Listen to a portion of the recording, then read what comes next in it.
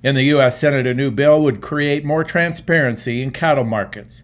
The bill aligns with the American Farm Bureau policy book and helps even the playing field for ranchers.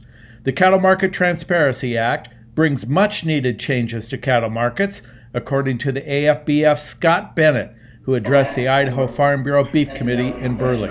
After an extremely volatile 2020 in the cattle markets, producers became exceedingly frustrated. This bill helps ease much of that frustration by creating a contract library for producers to compare the terms of their contracts versus others in the industry. It also mandates that a packer report the number of cattle scheduled to be delivered for slaughter each day for the next 14 days. This is a requirement that already exists in the swine industry and will better help industry to project estimated slaughter numbers and the packers' need for cattle. The American Farm Bureau passed policy objectives during the annual convention, detailing how cattle markets can be more transparent.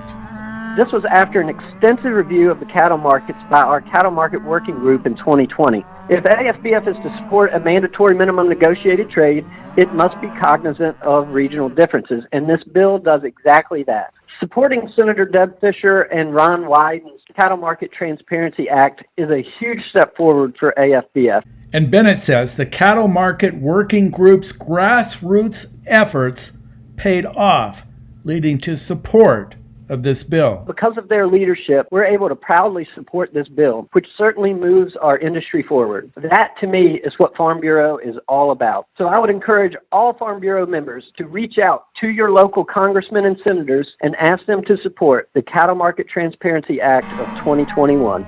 For the Voice of Idaho Agriculture, I'm Jake Putnam.